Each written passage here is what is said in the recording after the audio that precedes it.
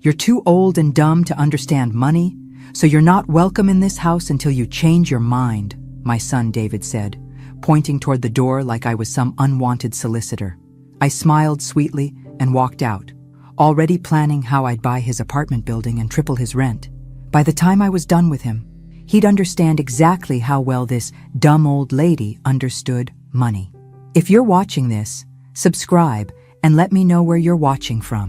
Let me backtrack to how we got here. 3 months ago, I was a widow living peacefully in the 4-bedroom colonial I'd called home for 25 years. My husband Frank had been gone 2 years, and I'd finally found my rhythm as a single woman. Sure, I got lonely sometimes, but I had my garden, my book club, and enough savings to live comfortably for the rest of my days. Then my 42-year-old son David and his wife Jessica decided my money would be better spent funding her startup than sitting in my retirement accounts. The first hint of trouble came during our monthly dinner at Romano's. Jessica, all blonde highlights and designer handbag, leaned across the table with that practiced smile she reserved for when she wanted something expensive. "Mom, Margaret," she said, using the syrupy voice that set my teeth on edge. "David and I have been talking about your house situation." My house situation? I'd raised an eyebrow, fork pausing halfway to my mouth. "What situation would that be, dear?" "Well, it's just so much space for one person," David chimed in, not meeting my eyes. 4 bedrooms, 3 bathrooms, that big yard. It must be overwhelming to maintain. I'd lived through 40 years of marriage, raised 2 children, and buried a husband. If I could handle all that, I was pretty sure I could manage a lawnmower and a bottle of Windex. But I played along. "I managed just fine, thank you." That's when Jessica pounced. "The thing is, we have this incredible opportunity. I've been developing this app. It's going to revolutionize how people shop for groceries, and we've found investors who are interested, but we need some startup capital to really make it happen." Ah, there it was, the real reason for this family dinner. Not concern for my well-being, but good old-fashioned greed wrapped in concern. "How much startup capital?" I asked, though I already suspected the answer would make my head spin. David and Jessica exchanged a look. "Well, if you sold the house, the proceeds would be more than enough to fund the business and set you up in a nice retirement community. One of those places where you don't have to worry about maintenance or being alone." Being alone. As if being alone was some terminal diagnosis rather than a perfectly reasonable way to live. "And where exactly would I go while you two build your grocery empire?" "There's this wonderful place called Sunset Manor," Jessica said, pulling out her phone to show me glossy photos. "It has activities and meal plans and medical staff on site. You'd have so much more social interaction." I looked at the photos of smiling seniors playing bingo and eating pureed vegetables in a sterile dining room. "How thoughtful of you to research this without mentioning it to me first." The conversation had continued for another hour, with David and Jessica taking turns explaining why selling my home to fund their business venture was actually the best thing for everyone involved. I'd listened patiently, asked reasonable questions, and then driven home to my overwhelming house, where I'd spent the evening researching real estate investment opportunities. That conversation had been 3 weeks ago. Since then, they'd called daily with new reasons why I should liquidate my assets for their benefit. Yesterday's visit had been the final straw. David had arrived at my front door with a folder full of paperwork and the kind of determined expression he'd worn as a child when he wanted something expensive for Christmas. "Mom, we need to talk seriously about this." I'd let him in, made coffee, and listened as he laid out what he called the plan. They'd already found a buyer for my house, already toured 3 retirement communities, already calculated how much money would be left over after purchasing my new living arrangement. The presumption was breathtaking. "You've been busy," I'd said, flipping through their carefully prepared documents. "Tell me, when exactly did I agree to any of this?" "Mom, be realistic. You're 67 years old. Dad's been gone 2 years. You're rattling around in this big house all by yourself. What if you fall? What if you have a medical emergency? What if something happens and no one finds you for days?" The what-if game. Every adult child's favorite way to convince themselves they know what's best for their parents. "David, honey, I appreciate your concern, but I'm perfectly capable of making my own decisions about where and how I live. His jaw had tightened. Are you? Because from where I'm sitting, you're being stubborn and unreasonable. Jessica's business could change our lives, could secure our children's future, and you're standing in the way of that because you're too attached to material things. Too attached to material things. My home, where I'd celebrated every birthday, every Christmas, every milestone for 25 years, was just a material thing. And if I don't want to sell, then you're being selfish. Jessica has worked for 2 years developing this app. She's incredibly talented, Mom. This isn't some pipe dream. She has investors interested, but they want to see that we have some skin in the game, some real commitment. Some real commitment. With my money. I see. And if I choose not to invest in Jessica's venture? David had leaned back in his chair, and for a moment, I'd seen a flash of something cold in his eyes. Something that reminded me uncomfortably of his teenage years when he didn't get his way. Then I guess we'll have to agree to disagree. But I can't pretend to support decisions that seem designed to hurt our family's future. That's when Jessica had arrived, letting herself in without knocking like she owned the place. Maybe she was already counting on it. Hi, Mom Margaret. How's our favorite soon-to-be entrepreneur? She'd kissed my cheek with the enthusiasm of someone who'd already spent my money in her head. I'd smiled back just as brightly. Actually, I've been thinking about your proposal. Their faces had lit up like Christmas morning. And? David prompted. And I've decided against it. The silence that followed was deafening. Jessica's smile froze on her face. David's coffee cup hit the saucer with a sharp clink. I don't understand, Jessica said slowly. Against what exactly? Against selling my house. Against moving to a retirement community. Against funding your business venture. Against all of it, really. I'd kept my voice pleasant, conversational, as if I was declining an invitation to a potluck rather than dismantling their financial dreams. That's when David had stood up, his chair scraping against the floor. This is ridiculous, Mom. Ridiculous? I'd repeated, tilting my head like I was genuinely curious. Which part exactly? The part where I choose to keep living in my own home? Or the part where I decline to liquidate my assets to fund your wife's business? Jessica's cheeks had flushed red. Mom Margaret, I think you're misunderstanding the opportunity here. This isn't just about us. This is about securing everyone's future. Your grandchildren's college funds, our retirement, your own long-term care needs. Long-term care needs. Funny how those needs somehow required me giving them my money now rather than keeping it for, you know, my actual long-term care. I appreciate the concern, but I have my own financial planning well in hand. Do you? David's voice had an edge now. Because Dad always handled the money, didn't he? And you've never had to make these kinds of big financial decisions on your own. There it was. The assumption that because Frank had enjoyed managing our investments, I was somehow financially illiterate. Never mind that I'd been the one tracking every expense, balancing every checkbook, and negotiating every major purchase for 4 decades. Never mind that I had a master's degree in education and had managed school budgets for 15 years before retiring. You're right, I'd said, nodding thoughtfully. I've never had to make big financial decisions on my own. I guess we'll find out how capable I really am. David had run his hands through his hair in frustration. This isn't a game, Mom. This is our lives, our future. Jessica has been working on this app for 2 years. She's put everything into it. And I've put everything into this house for 25 years. Seems like we're both pretty invested in our respective ventures. Jessica had tried a different approach. What if we structured it as a loan? You could sell the house, move somewhere more manageable, and loan us the money for the business. When we start turning a profit, we'll pay you back with interest. A loan. How generous of them to offer to pay me back my own money. What kind of collateral would you be putting up for this loan? They'd exchanged another look. Well, the business itself would be collateral. A business that doesn't exist yet.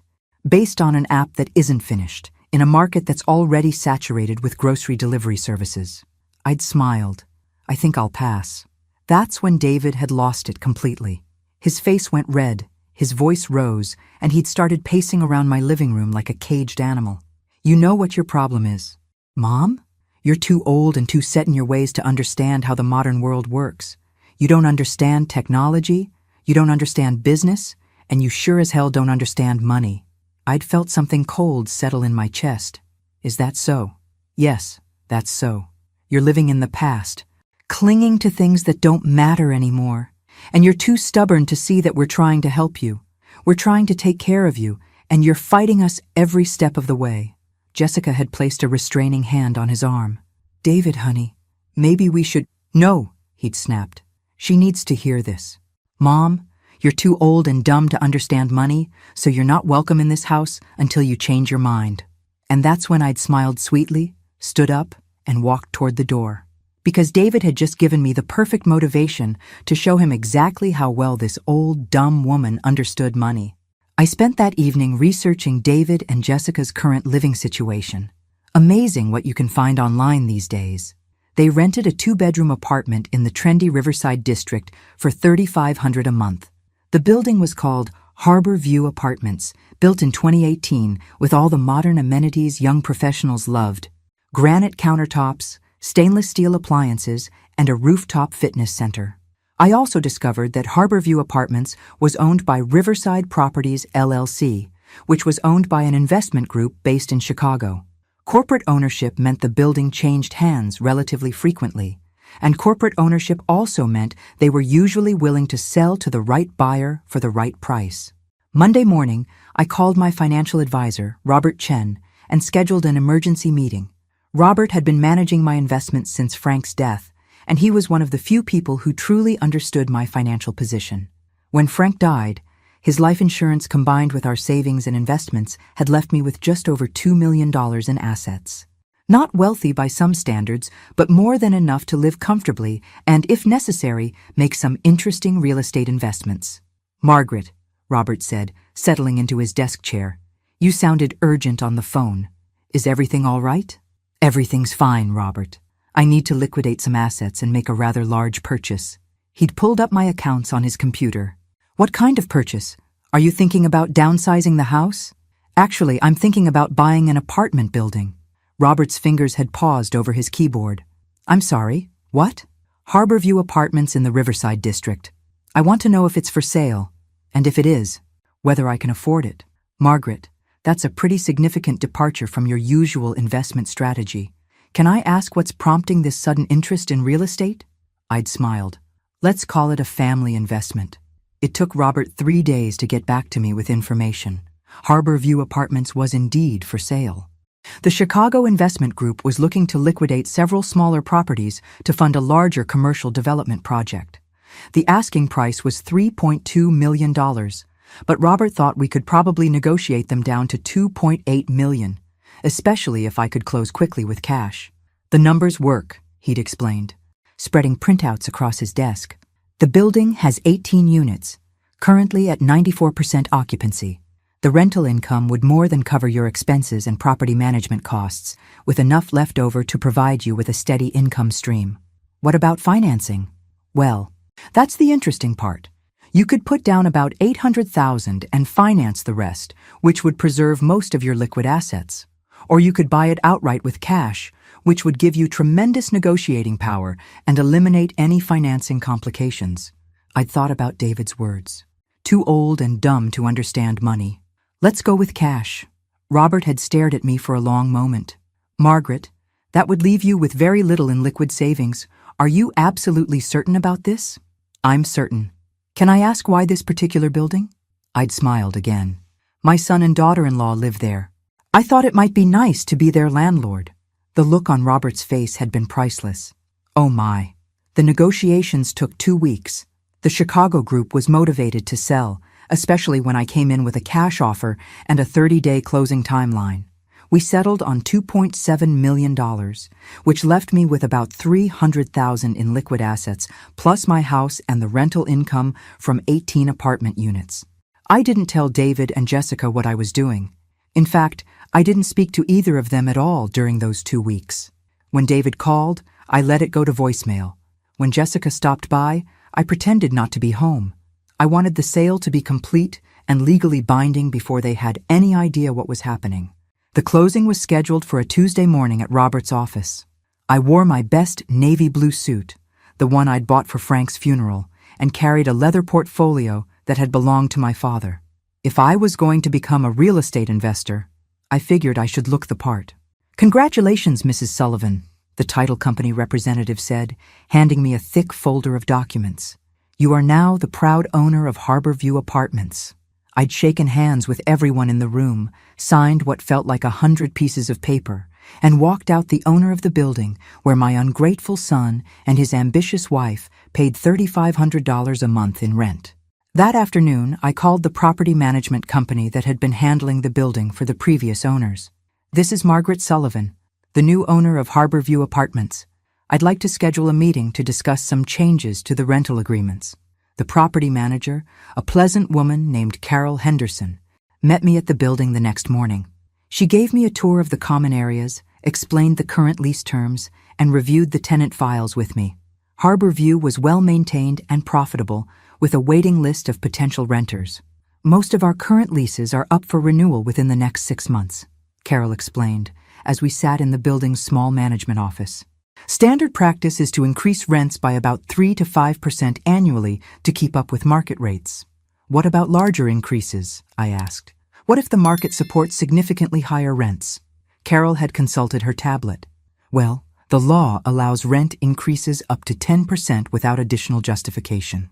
Anything higher than that requires documentation that the increase reflects fair market value. But this area has been gentrifying rapidly. Comparable units in newer buildings are renting for $4,000 to $4,500 a month. $4,000 to $4,500 a month. I'd done some quick math in my head. David and Jessica's current rent was $3,500. A rent increase to $4,500 would represent nearly a 30% increase, but it would also bring their unit in line with market rates. "I'd like to review the lease for Unit 4B specifically," I'd said. Carol had pulled up the file. Carol had pulled up David and Jessica Sullivan. "They've been excellent tenants, always pay on time, no complaints from neighbors. Their lease is up for renewal in 6 weeks. "Perfect," I'd said. "I think it's time they learned about market rates." I spent the next few weeks learning everything I could about being a landlord. I read books about property management, researched tenant rights and landlord responsibilities, and studied the rental market in the Riverside district. I wanted to make sure that when I raised David and Jessica's rent, I was doing it legally and appropriately. I also had Carol conduct a professional market analysis of Unit 4B. The analysis confirmed that comparable units in the area were indeed renting for $4,000 to $4,500 per month. David and Jessica had been getting a bargain at $3,500, probably because the previous owners hadn't kept up with market rates. 3 weeks after I bought the building, I got a call from Jessica. "Mom, Margaret," her voice was tight with barely controlled frustration. "We need to talk. David is being stubborn about calling you, but this has gone on long enough." "Has it?" I asked, settling into my favorite chair with a cup of tea. "What exactly has gone on long enough?" "This silent treatment. Whatever this is you're doing. We understand you're upset about our conversation, but you're being childish." Childish. That was rich, coming from a woman who'd spent months pressuring me to sell my home to fund her business venture. "I'm not upset, dear. I've been busy." "Busy with what?" "Investment opportunities. It turns out I understand money better than anyone thought." There was a pause. "What kind of investment opportunities?" "Real estate primarily. I've discovered I have quite a knack for it." "Mom, Margaret, if this is some kind of passive-aggressive way to make a point about our business proposal..." "Oh no, dear. I've moved on from your business proposal entirely. I'm focused on my own ventures now." Jessica had sighed dramatically. "Look, we're willing to compromise. What if we found a different way to fund the startup? What if we took out a business loan instead of asking you to sell the house?" "That sounds like an excellent plan," I'd said cheerfully. "I'm sure the bank will be very interested in your app concept. But we'd still like your support, your emotional support, I mean. It would mean a lot to know that you believe in what we're trying to build." "Emotional support. Free of charge, naturally." "I'll certainly consider that, Jessica. In the meantime, I should probably mention that I've become your landlord." Another pause, longer this time. "I'm sorry, what?" "I bought your building. Harborview Apartments. Closed on it last Tuesday. Lovely property, really. Excellent investment potential." The silence on the other end of the line stretched so long I thought she might have hung up. Finally, Jessica spoke, her voice barely above a whisper. "You bought our building?" "I did indeed. And Carol from the property management company will be contacting you soon about your lease renewal. It seems your rent has been quite below market rate. We'll be adjusting it to reflect current property values. How much? Jessica's voice was strained.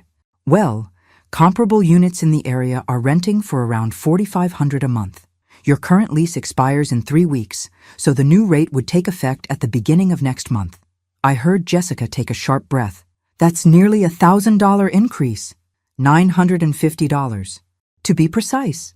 Though really, Jessica, I thought you and David understood money better than that.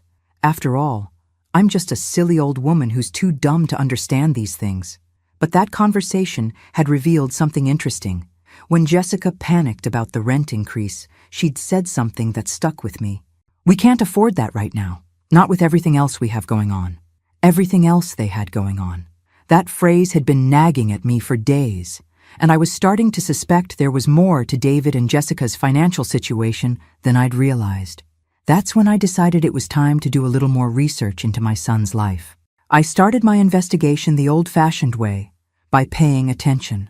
For the past 2 years, every time David and Jessica visited, I'd noticed little things. Jessica's designer handbags that cost more than most people's monthly rent. David's new BMW, the one he'd claimed was necessary for work, but couldn't quite explain how a middle school math teacher needed luxury transportation. The expensive dinners, the weekend trips to wine country, the constant talk about investments and opportunities. Now that I thought about it, they'd been living well above their means for quite some time. I called my neighbor Patricia, who worked as a loan officer at First National Bank. Patricia had helped me refinance my house 3 years ago, and we'd stayed friendly since then. More importantly, Patricia knew everyone's business in our small city. "Margaret, how lovely to hear from you," Patricia said when I reached her at work. "How are you holding up? I heard David and Jessica have been spending a lot of time over there lately." "Actually, Patricia, that's what I wanted to talk to you about.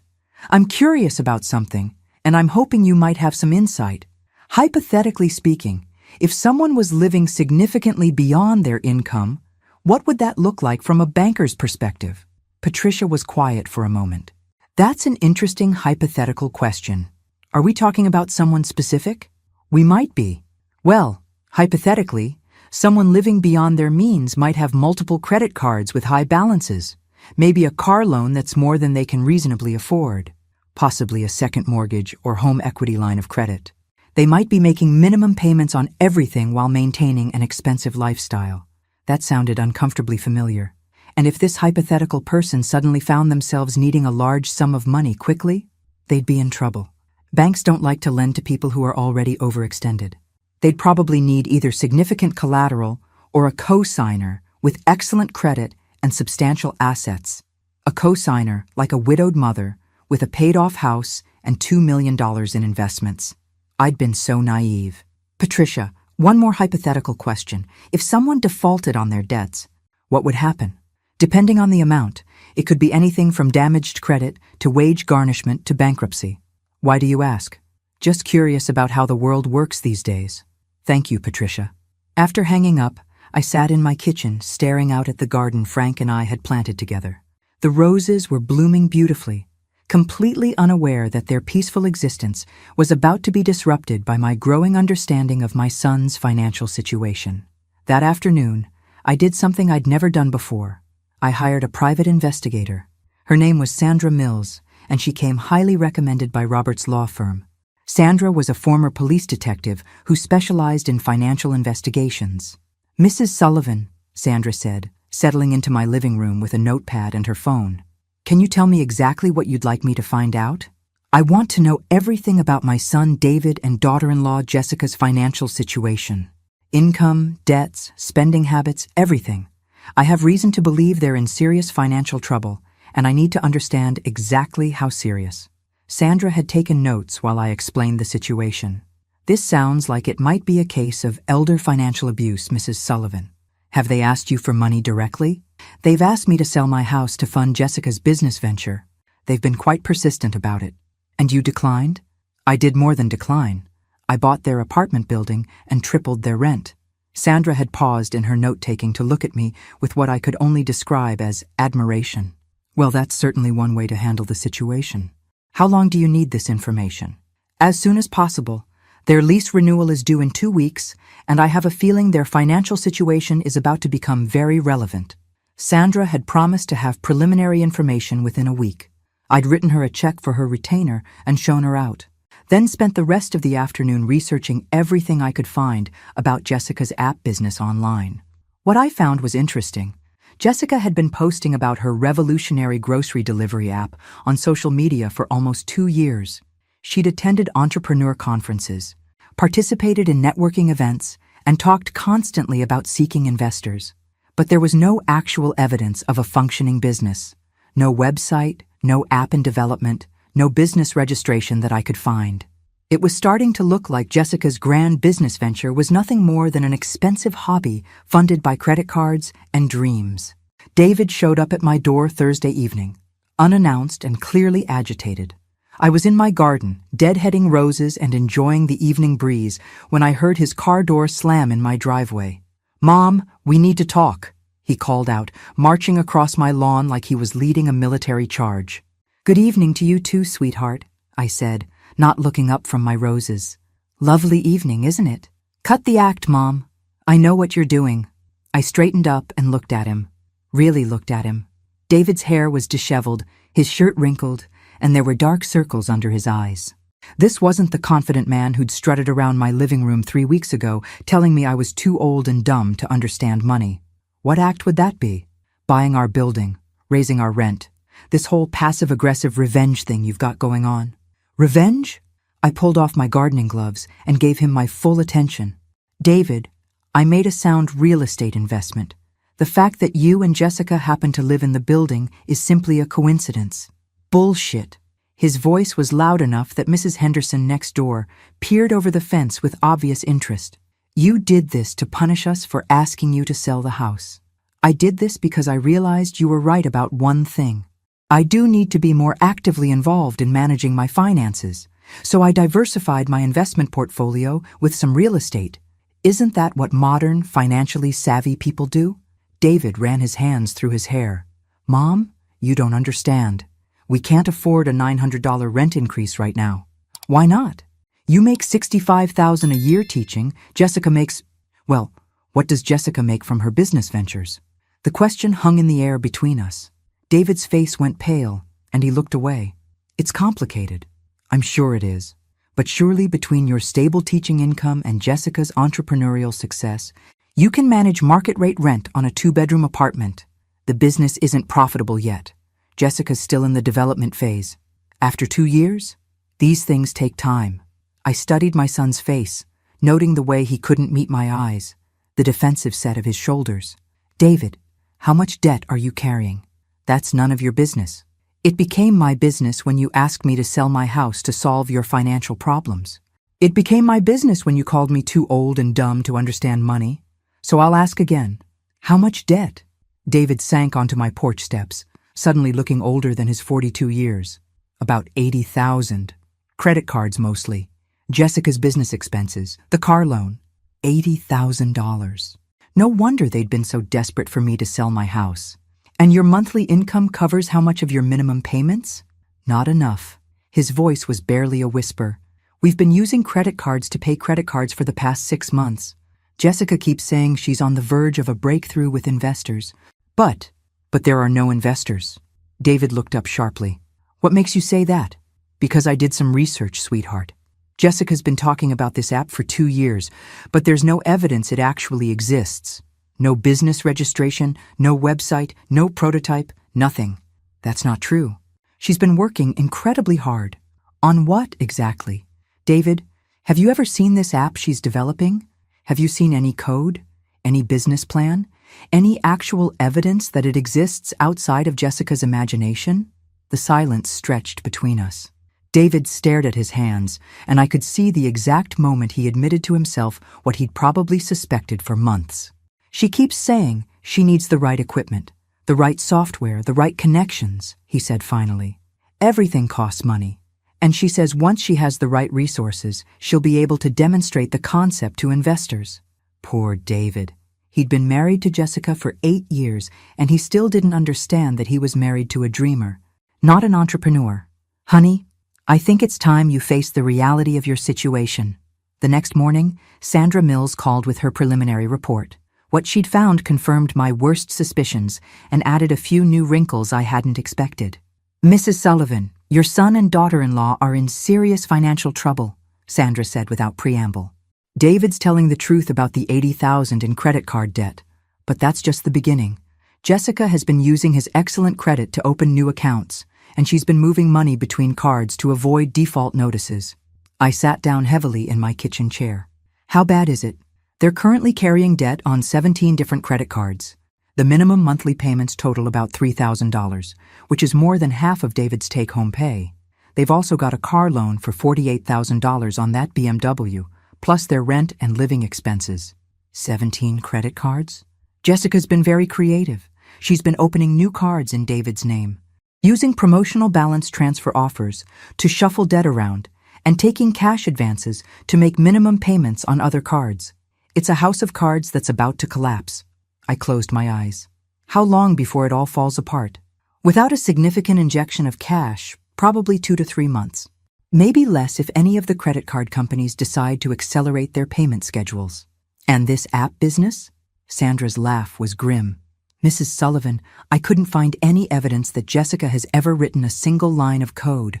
She's been attending networking events and entrepreneur meetups, talking a big game about her revolutionary app, but there's no business entity, no intellectual property filings, no software development contracts, nothing. As far as I can tell, she's been using business expenses as an excuse to fund a lifestyle she can't afford." The picture was becoming crystal clear. Jessica had convinced David that she was building a business empire while actually building a debt empire. And when the walls started closing in, they'd turned to the most obvious source of quick cash: David's widowed mother with her paid-off house and substantial savings. "There's one more thing," Sandra continued. "I found records of Jessica attending something called entrepreneur success seminars. These are essentially get-rich-quick schemes that prey on people with big dreams and limited business experience. She spent almost $15,000 on various courses, coaching programs, and motivational seminars over the past 2 years. $15,000 on seminars about how to become successful while accumulating $80,000 in debt. The irony was almost too painful to contemplate. "Thank you, Sandra. Please send me your full report when it's ready." After hanging up, I sat in my kitchen for a long time, staring at the phone and thinking about my son. David wasn't a bad person. He was a good teacher who genuinely cared about his students. He'd been a loving father to his children before his divorce 5 years ago, but he'd also always been susceptible to confident people who promised him easy solutions to complex problems. First his ex-wife, who'd convinced him that their marriage would be perfect if only he'd change everything about himself. Now Jessica, who'd convinced him that financial security was just one revolutionary app away. My phone rang, interrupting my thoughts. Jessica's name appeared on the screen. "Mom, Margaret." Jessica's voice was bright and cheerful, as if nothing had changed between us. "I was wondering if you might be free for lunch today. I have some exciting news about the business, and I'd love to share it with you." "Exciting news?" I almost laughed. "I'd be delighted, dear. Where shall we meet? How about that cute little cafe downtown? Rosemary's Bistro? Noon? Perfect. I'll see you there." After hanging up, I smiled for the first time in days. It was time to find out exactly what kind of exciting news Jessica had to share. And it was time to let her know that her future landlord was very interested in her business ventures. Rosemary's Bistro was crowded with the lunch crowd when I arrived at noon. Jessica was already seated at a corner table, looking radiant in a new silk blouse that probably cost more than most people's weekly grocery budget. She waved enthusiastically when she spotted me, like we were old friends meeting for a casual chat rather than a desperate woman about to pitch her last-ditch scheme to her mark. "Mom, Margaret, you look wonderful," Jessica gushed as I sat down. "I ordered you the salmon salad. I know how much you love their salmon." "How thoughtful." I settled into my chair and smiled. "You mentioned exciting news about your business." Jessica's eyes lit up with the fervor of a true believer. "Yes, and I'm so glad you're here to share this moment with me. Margaret, I've been selected to participate in TechStart Accelerator's Elite Entrepreneur Program." "How wonderful. What does that involve?" It's a 6-month intensive program where established successful entrepreneurs mentor promising startups. They provide workspace, technical support, marketing guidance, everything a business needs to go from concept to market. She pulled out her phone and showed me a glossy website featuring smiling young people in modern office spaces. The program has a 93% success rate for launching profitable businesses. Companies that go through TechStart typically see initial investments of $500,000 to $2 million within the first year. I studied the website carefully. And what does this program cost? Jessica's smile faltered slightly. Well, it's not exactly free. The program fee is $45,000, but when you consider the potential return on investment, $45,000. I had to admire Jessica's commitment to her delusions. Even facing financial ruin, she was still chasing expensive dreams. That's quite a substantial fee. But it's an investment, not an expense. Margaret, this is the break I've been working toward for 2 years. This program will give me everything I need to launch successfully. And you have $45,000 to pay for this program? Jessica's confident facade cracked just a little. That's actually why I wanted to have lunch with you today. I know our last conversation didn't go well, and I know you've made some decisions about your living situation that we might not have initially understood. Ah, there it was. The real reason for this lunch meeting. Go on. I was hoping that maybe, seeing this incredible opportunity, you might reconsider your position on supporting the business. Not the whole house-selling plan, obviously, but maybe a smaller investment. Just enough to cover the program fee. I sipped my iced tea and considered my response. Sandra's investigation had revealed that TechStart Accelerator was one of those entrepreneur coaching companies that charged desperate people enormous fees for services they could get for free at any small business development center. Their 93% success rate was based on their definition of success, which apparently included anyone who managed to create a business entity, regardless of whether it ever made $1 in profit. $45,000 is indeed a smaller amount than selling my house, I said thoughtfully. But it's still a significant sum. Of course it is, and I wouldn't ask if this wasn't such an incredible opportunity. Margaret, I know David said some things he shouldn't have said. He was frustrated about our financial situation, and he took it out on you. That was wrong. What financial situation would that be? Jessica's spoon clinked against her soup bowl. Oh, you know. The usual challenges young couples face, student loans, the mortgage. She trailed off, apparently remembering that she rented an apartment, not owned a home. The mortgage on what, exactly? I meant rent. You know what I mean. I leaned forward slightly. Jessica, I know about the 17 credit cards. The color drained from Jessica's face. I don't know what you're talking about. I know about the $80,000 in debt. I know about the cash advances and balance transfers. I know about the $15,000 you've spent on entrepreneur seminars. And I know that this revolutionary app you've been developing for 2 years doesn't actually exist. Jessica sat frozen, her spoon halfway to her mouth. Around us, the normal sounds of the restaurant continued. Conversations, clinking silverware, the espresso machine hissing. But our corner table had become an island of tense silence. Margaret, I can explain. I'm sure you can. You're very good at explaining things. Jessica, you explained why I should sell my house. You explained why David and I were too old-fashioned to understand modern business. You explained why your app was going to revolutionize the grocery industry. The problem is, none of your explanations were true. Jessica's hands were shaking now. You don't understand the pressure I'm under. David's job barely covers our basic expenses, and I've been trying so hard to build something, to create a future for us. By destroying your present. Jessica, you've convinced my son to accumulate enough debt to buy a house, all in service of a business that exists only in your imagination. The business is real, Jessica insisted, but her voice lacked conviction. I just need the right resources to make it happen. No, dear, you need the right reality check to make it stop. Jessica stared at me across the table, and I watched as the last of her pretenses finally crumbled.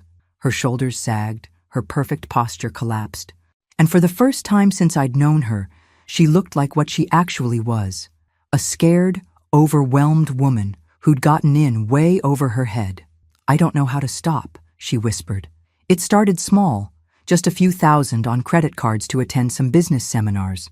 But then I met all these successful entrepreneurs, and they made it sound so easy. They said if I just had the right tools, the right connections, the right program, I could build something amazing. And each program cost more money. They all promised they were the last investment I'd need to make. Each seminar led to another opportunity, another chance to learn from someone who'd already succeeded. Before I knew it, I was in so deep that I had to keep going forward because I couldn't afford to go back. I felt a familiar mix of frustration and sympathy. Jessica wasn't evil, just foolish and desperately unwilling to face reality. And when did David find out how bad things had gotten? He doesn't know everything, Jessica admitted. He knows about some of the cards, but not all of them. He thinks the debt is around $40,000, not $80,000. I've been managing the payments, shuffling things around to keep us current. Until now. Until now, she agreed miserably. Margaret, I know I've made mistakes. Huge mistakes. But if I could just get this one last program, if I could just prove that the business model works. Jessica, I reached across the table and took her hand. Stop. Just stop. There is no business model.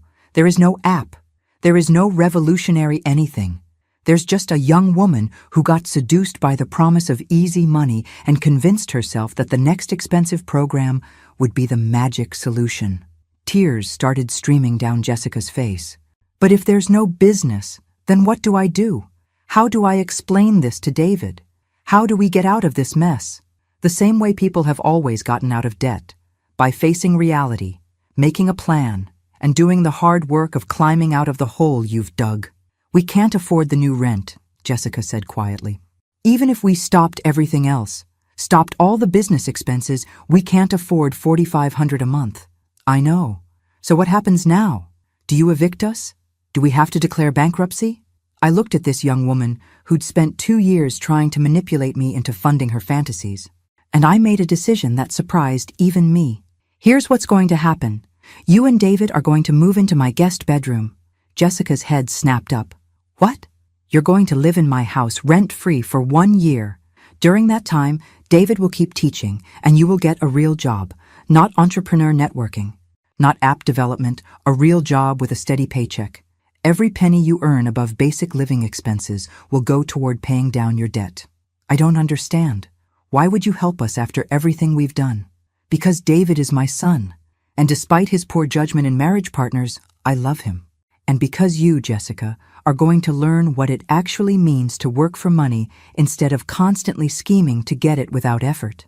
Jessica was crying harder now. What about your privacy, your independence?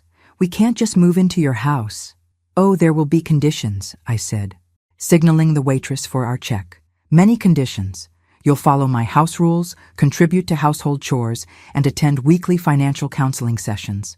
You'll also surrender all credit cards to me for safekeeping and live on a strict cash budget that I'll help you create. And if we refuse? I smiled. Then you'll pay market rate rent on your apartment until you're evicted for non-payment, at which point you'll be homeless with destroyed credit and no family support. Your choice. We sat in silence while I paid the check. Finally, Jessica looked up at me with red-rimmed eyes. Why are you doing this? Because 3 weeks ago, my son told me I was too old and dumb to understand money. Well, Jessica, I understand money just fine. I understand that it's a tool, not a goal.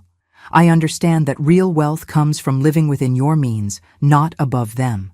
And I understand that sometimes the most valuable lesson you can teach someone is that actions have consequences. I stood up and gathered my purse. David was right about one thing, though. I am old. Too old to waste time on grudges and hurt feelings. Too old to watch my son destroy his life because he married someone who confused confidence with competence. What about your apartment building? Oh, I'm keeping that. It's an excellent investment. But I'll find you nice, responsible tenants who can actually afford the rent. As we walked out of the restaurant together, Jessica asked, "What if David doesn't want to accept your help?" I thought about my stubborn, proud son who'd inherited his father's teaching heart and his mother's financial sense. Even if he'd temporarily misplaced both, then he'll learn that pride is an expensive luxury he can no longer afford. 6 months later, David and Jessica were living in my guest room. Jessica was working as a customer service representative at the local utility company, and their debt was down to $47,000. Jessica had discovered that she was actually quite good at solving problems for frustrated customers, and David had started teaching evening math tutoring sessions for extra income. They weren't happy about their circumstances, but they were learning the difference between earning money and borrowing dreams. And me?